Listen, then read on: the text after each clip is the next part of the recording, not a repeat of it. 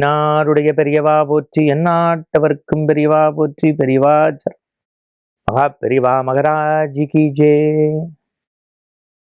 ஆன்மீக அன்பர்களே, சங்கரா தொலைக்காட்சியின் இனிய நேயர்களே, இந்த அற்புதமான வேளையிலே காஞ்சி மகான் தொடரிலே நாள்தோறும் மகா பெரியவருடைய மகிமைகள், அவருடைய தெய்வத்தின் குரல், அவர் இந்த மண்ணுக்கு சொன்ன மகத்தான கட்டளைகள், அவர் சொன்ன பிடியரிசி திட்டம், எளிமையான திருமணம், வாழ்வியல் கோட்பாடுகள், திருக்கோவிலுக்கு செல்வது, கூட்டு வழிபாடு செய்வது என்று பல செய்திகளை பார்த்து வருகின்றோம். எல்லாருடைய உள்ளமும் இல்லமும் காஞ்சி மகான் தொடருக்குள் இருப்பது நமக்கு மற்றற்ற மகிழ்ச்சி தருகின்றது. நம்முடைய தொழில்நுட்ப கலைஞர்களும் அங்கிங்கனாதபடி எங்கும் இருந்து பெரியவருடைய நேர்த்தியான இந்த விஷயங்களை படப்பதிவு செய்து உங்களுக்கு நேர்த்தியோடு வழங்கி கொண்டிருக்கிறார்கள்.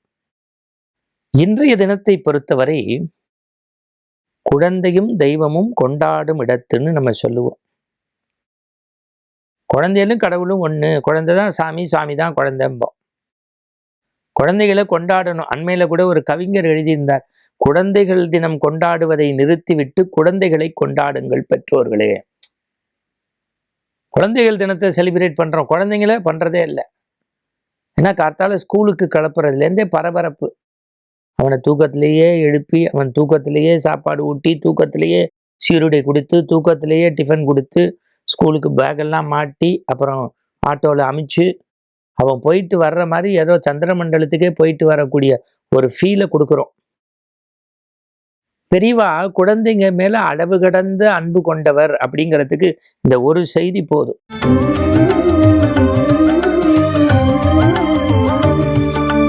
அந்த காலத்துல எல்லாம் உங்களுக்கு தெரியும், சாயந்தரம் 6 மணி ஆச்சுன்னா நம்ம வீட்டில் பாட்டி தாத்தா இருந்த காலத்துல விளக்கு வைக்கிறோம், கொல்லை பக்கம் கதவை சாத்து, மகாலட்சுமி வர்றா, கைகால் அடம்பு, நெத்தியில விபூதி எடு, படி, சாமி நமஸ்காரம் பண்ணு, அப்பதான் காஃபி உண்டு, ஆற்றுல அமங்கலை சொல் பேசக்கூடாது, ஆனால் ஒரு குறிப்பிட்ட நேரம் விளையாடணும்.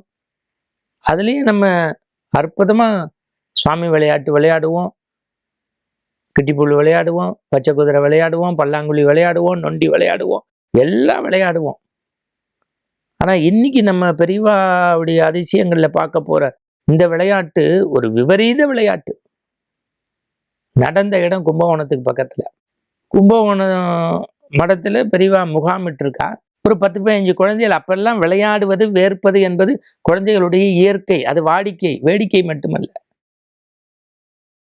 எங்கேயோ போய் கூடையிலேருந்து மண்ணை கொண்டு வந்து சுவாமி பொம்மையெல்லாம் செஞ்சு, எய்த்தாப்புல ஒரு 4 பொம்மையை செஞ்சு, இதுதான் சுவாமியினுடைய தேர், இது கருட வாகனம், இது குதிரை, இதெல்லாம் பண்ணி ஊர் ஃபுல்லாக, ஏன்னா காவேரி கரையில் ஊர் ஃபுல்லாக கிடைக்கக்கூடிய பூக்கள் எல்லாம் பறித்து கொண்டு வந்து புஷ்ப மாலை மாதிரி போட்டு, புஷ்பாஞ்சலி மாதிரி பண்ணி, புஷ்ப பல்லாக்கு மாதிரி ரெடி பண்ணி, குழந்தையெல்லாம் ராமா கிருஷ்ணா கோவிந்தான்னு அதுகளுக்கு தெரிஞ்ச மந்திரத்தை, ஆகமம் தெரியாது, நியமம் தெரியாது, வேத பாடசாலையில் படிக்கலை, ஆனால் தெரிஞ்ச மந்திரங்களை சொல்லிட்டு ஊரெல்லாம் சுற்றி சுற்றி சுற்றி சுற்றி வந்தது.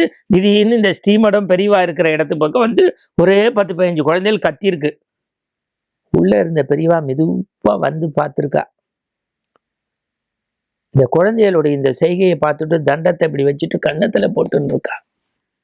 மேனேஜரை கூப்பிட்டு அதை நிறுத்த சொல்லி ஒரு தேங்காய் பழம் பாக்கு வச்சு நேவேத்தியம் பண்ணி சூடம் காமிச்சு குழந்தைகளுக்கு ஆசீர்வாதம் பண்ணி உள்ளேருந்து கல்கண்டை கொண்டு வர சொல்லி கை நிறைய கொடுத்துட்டு குழந்தைங்கள்லாம் சேமமாக இருங்கோ அப்படின்னு உள்ளே போனாலாம்.